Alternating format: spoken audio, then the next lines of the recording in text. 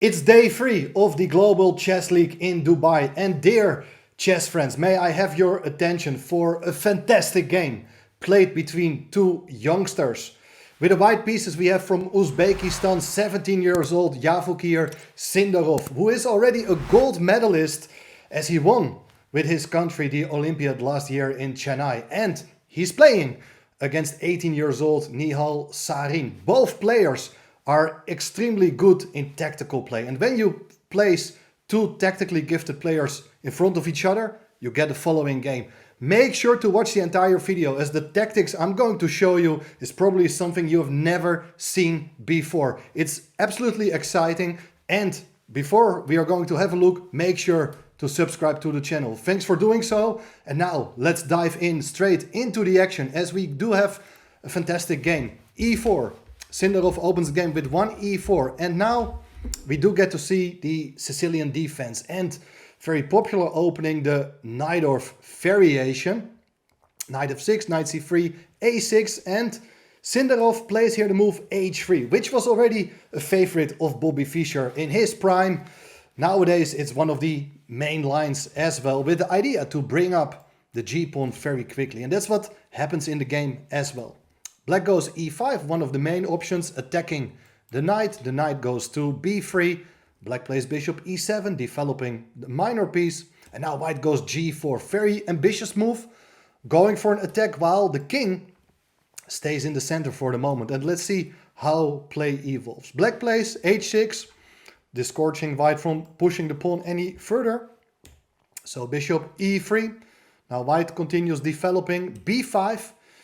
So the typical move with the idea to play bishop b7, exerting pressure against the pawn on e4. Maybe b4 can be played soon, but white is now changing directions by opening up another front on the queen side, playing the move a4. And the idea is basically that if you play b4, there is knight d5. And this is kind of unpleasant, because bishop b6, attacking the queen, is a serious threat.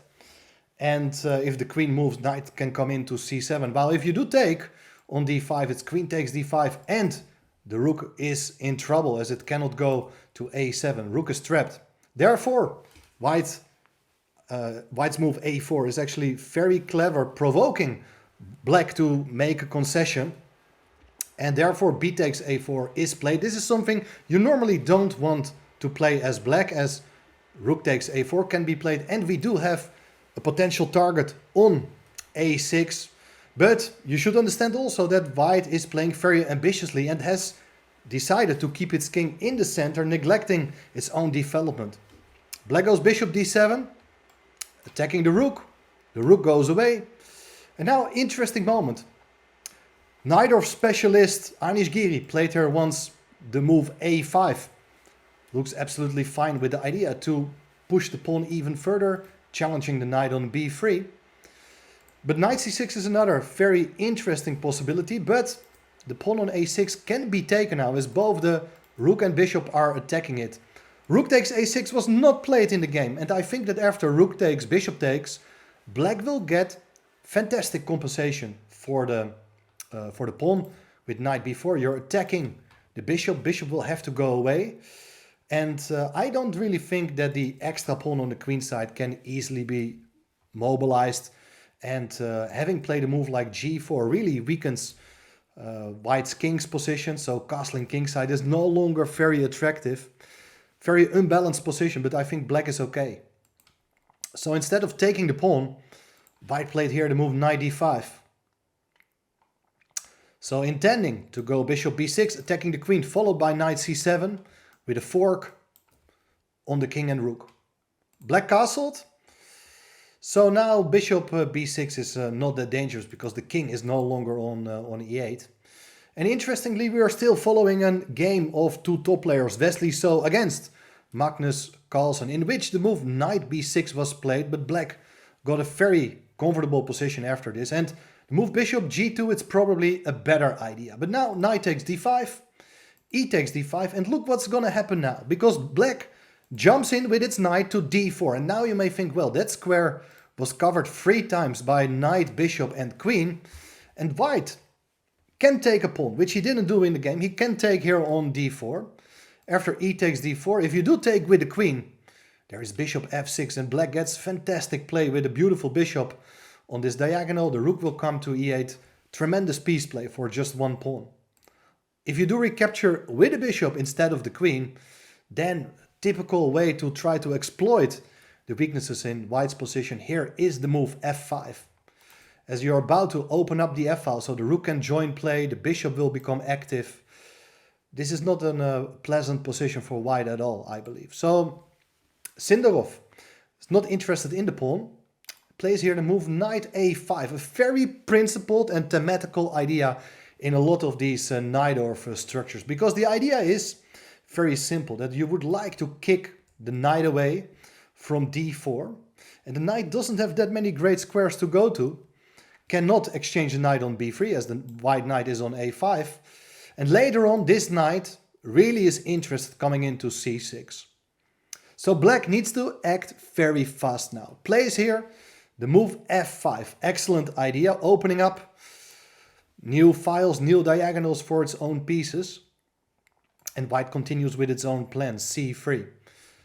Challenging the knight on d4. Now, if the knight would go away, which was not played in the game, there is knight c6. And I think white is seizing the initiative. With beautiful knight anchored on this square, you cannot really keep it alive. While taking the knight on c6, d takes c6 does give white a fantastic passed pawn with excellent play on the light squares. Only white can be better here. So it looks as if black is already in trouble. But Nihal comes up with a fantastic counter response. Plays here the move bishop to b5, ignoring the knight hanging on d4. C takes d4 was played. And what is black's idea right now? You may just recapture on d4 and take it from there.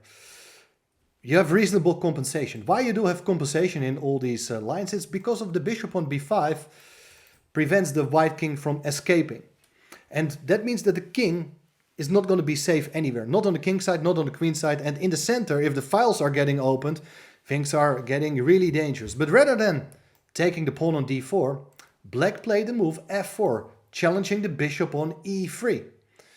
Another very important moment, because what is white going to do? White may just go back with the bishop, let's say to d2, but things are far from simple. And a typical idea here for black could be to follow up with bishop h4, pressurizing the pawn. And if you do get a chance, you would like to take on d4, put a rook on e8, and you see that the white king is caught in the center. This is very complicated. I don't really want to give an evaluation. I know that the machine says it's about equal here, but it's a rapid game. It's a practical game. People got to decide over the board very quickly. Rely on their intuition. There's no time to investigate all the possibilities. And the move played by Sindarov is very understandable. He ignores the bishop on e3, plays knight c6, attacking the queen. And look, Sindarov just moved the queen away to e8. It's a very logical move as you place the queen on this file. But let's go back one move, because there is a missed opportunity.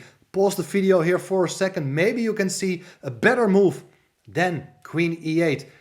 This is absolutely incredible. I will show you what may have been considered here is a beautiful queen sacrifice. F takes e3. Just capturing the bishop, because after knight takes d8, look, there is this move bishop h4, pinning the pawn on f2. The pawn is not allowed to capture the pawn on e3. And black has a huge mating threat just to take the pawn on f2. Look at the cooperation between black's pieces, especially the two bishops, but also the rook on f2. If you would play rook f1 to protect the pawn on f2, there is rook takes f2.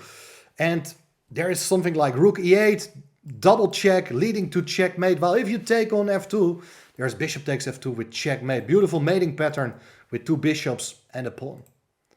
The best line for white would be in that case to play queen f3, giving up the queen one way or another. After rook takes f3, bishop takes f3, you can take a pawn with check as well. King gotta go away. And after rook takes d8, this endgame is going to be really bad for white, because the pawn can be promoted anytime and black ends up with extra material. Missed opportunity, but still the game is gonna be very exciting. Queen e8 played, and now black is still intending to take the bishop on e3. Now the bishop can go back either to d2, which was played in the game, or even back to c1. In the game, the move bishop d2 was played. And now, big moment, because what black really wants to do is clear the e file. So what you need to do is take on d4 and move the bishop away. And moving the bishop away to h4, that is by far the best move. Could have been considered here. With the point being that if you try to run away with the king, I mean the queen on d1 is standing in the way. If the queen would go to f3, there is this superb move e4, attacking the queen. If you take on e4, it's f3, disconnecting the bishop and queen. If you do take on e8, it's rook a takes e8 with check. And on the next move, you capture the bishop, it's game over. While if you do take with the bishop on f3 to keep the queen protected, there's rook takes f3, and the rook cannot be captured because of the pin. And if you take yourself on e8, it's rook takes e8, black has regained the piece. Bishop h4 is an excellent move to maintain the initiative, but instead, black decided to take first the pawn on d4. And now, of course, black, if he has one more move, he will move the bishop away, and there's nothing you can do with that king on e1. You will have to give back material. But the big difference is that white can play the move queen f3 now. It will not get bothered by the e-pawn moving to e4. Bishop went to f6, king to d1. The king, although it's stuck in the center, is relatively safe because the d file is totally closed. Black goes d3. So he's looking for a way to generate compensation, but he's a full piece down, don't forget that. But how to handle such situations? Well, the most practical way for white will be try to take the sting out of the position. And I think this pawn on d3 is a big nuisance. If you can get rid of it, that's an excellent thing to do. So therefore, bishop f1 with the idea to take on d3 is the best move. Very logical, but in a practical game, to make these kind of moves, to go back with your bishop to its initial square, while you would like to complete your development as quickly as possible, it's always difficult. The move played in the game, very understandable. Rook e1 attacking the queen. Queen goes to f7. And now the move rook a3 was played, with the idea that after bishop takes b2, Sindarov wanted to get rid of the pawn by sacrificing its rook.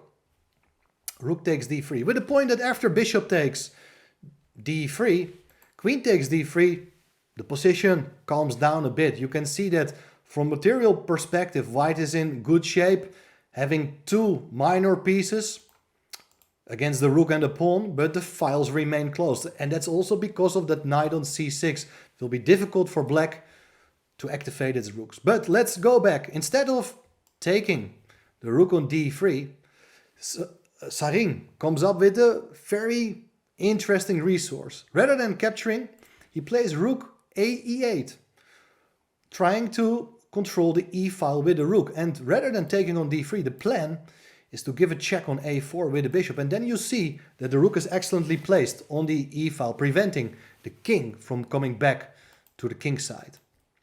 White goes rook b3, attacking the bishop. Bishop a4. Rook takes e8, rook takes e8, and now you see the rook on b3 is pinned. So black is likely going to regain material, but it's white's turn. White also needs to find a way to entangle. Once again, I don't like the bishop on g2, but the attempt to activate it with bishop f1 can just be met by a fantastic move here. Queen g6. The queen covers this light square diagonal, intending to enter on b1 with checkmate to follow. So you gotta be very careful. Queen g6 is a big threat. Therefore, white gotta move its king first to attack the bishop on b2. Queen g6 runs into king takes b2. That's not dangerous at all. Instead, bishop f6 was played. Black wants to keep the bishop on the board. And now a very difficult moment because the pin on the rook is very unpleasant, and probably something like king c1. Now the bishop is no longer on b2. It makes a lot of sense to get out of that pin, basically forcing black to take on b3. Now if the queen takes b3, I think white is a bit better here. Maybe it's not going to be easy, but you do have control over the position, and that's all because there is no chance for the rook to infiltrate into white's position yet. But in the game there followed the move queen to d3. White wanted to centralize the queen first, but then the pin is still there, and the next move by black is excellent. Queen b7. Not really with the idea to take on b3, but just to make sure that the king of white and the queen on d3, they're not really able to leave the protection of the rook. White is in sort of zugzwang. It's very difficult to make useful moves, and it's also because of this bishop covering very important square. So white goes for bishop f3, and now the queen comes in to b6, hitting the pawn on f2 at the same time. And I think from a practical point of view, black's position is already easier to play, and it's difficult to come up with waiting moves all the time. You really want to become active yourself here. Therefore the move queen c4 was played, attacking the bishop on a4. But now there is bishop takes b3, queen takes b3, and look, queen takes f2. Now you may think still everything is under control. The bishop is defended by the queen still, but the big threat here of black is to come in with the rook to e3. Interference motive, hitting the queen on b3, hitting the bishop on f3 as well, and it's made possible because of the bishop on d2 being pinned. So white played here the move king d1, so getting out of the pin along the second rank. But look what happens here. The move rook e3 is played anyway. Oh my god, what is this? You're just sacrificing a rook. If you do take it, queen takes f3 with check, king gotta go away, and now you can simply take with your pawn on e3. Material is even. Actually, black is 2 full pawns up, but most importantly, it's a devastating mating attack. It's absolutely game over. If you take the pawn on e3, there's even bishop g5, and you pick up the queen. So white is in deep trouble here. Cannot capture the rook, so got to move the queen with check. Otherwise, the bishop on f3 will be taken. So queen b8, king h7, queen to b1. There's a possible repetition in the air if the black king goes back to g8. But black is now having the initiative, going to play for a win. g6. If you give a check on the 7th rank now, queen b7, you just block with bishop g7, and that's it. In the game, you see now that the bishop is in big trouble. Bishop went to h1. Queen f1 check. King has only one square to go. And the queen is under threat. The queen on b1 indirectly defends the bishop on h1. Queen c4 check. King d1. And once again, black is able to go for a repetition here. Instead, he decided to take on h3, but by far the easiest move would have been queen e2 check. Now if you go for king c2, once again, queen c4 is a repetition, but much stronger is rook c3. The bishop is pinned, not allowed to take the rook on c3. King gotta go away, and it's queen takes d2, game over. Instead of going to c2, c1 is another square, but then the simplest move here is rook g3 with so many threats, including rook to g1. This is gonna end pretty bad for white as well. So missed opportunity. Probably the players were very low on time, and Nihal thought, let's just take a pawn, moving the rook far away, hitting the bishop. But now the bishop comes into e4, setting up a battery with the queen hitting the pawn on g6. And still, black is dominating the position. White's king is in trouble. There's not an immediate killer, but something like rook b3, for instance, would be an excellent move. Should be just winning after bishop takes g6, king g7. I really doubt this is going to end well for white. For instance, if you play here something like queen c2, there are ideas to go queen f1, bishop e1, and now there are once again moves like rook a free with the idea to go rook a1 and so on. This is something you don't want to play for a long time. So black should really look for a way to infiltrate. Instead, Nihal decided to play here the move f3. And it looks like it's completely winning, like you're gonna bring up your f-pawn and that's it. But there is queen b7 check, bishop g7, looks as if everything is under control. But can you see what white can do here? This is the big moment of the game. White played here the move bishop takes g6. You gotta take, otherwise if you go to the back rank there are some mating ideas as well. So you better take with your king. Now it's queen b1.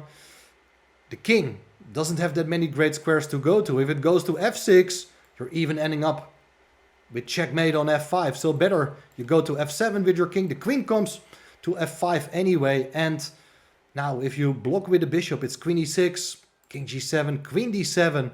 And there's no way to get out of a perpetual. That's one line. The other line is king e8, but that makes things even worse. After queen e6 check, king f8, you can take the pawn on d6 with check, and even white is starting to play for a win. After king g8, there's knight e7, and the queen and knight, they have so many mating ideas. That's something you don't really want to witness as black. So therefore, in the game, after queen f5, there followed king to g8, queen c8, king h7, queen f5, king g8, queen c8. The game ended here in a draw, but thanks to two fantastic young players who both wanted to play for a win. If you have two players who are out for blood, you get a game like this. This is how you want to see chess. This is why the Mahindra Global Chess League has been invented. Thanks for this fantastic concept with both players going out for a full game. That's what we wanted to see. I hope you really enjoyed this game. Hope you learned something, how to play the knight off, how to play with the initiative, how to try to take advantage of the king being stuck in the center.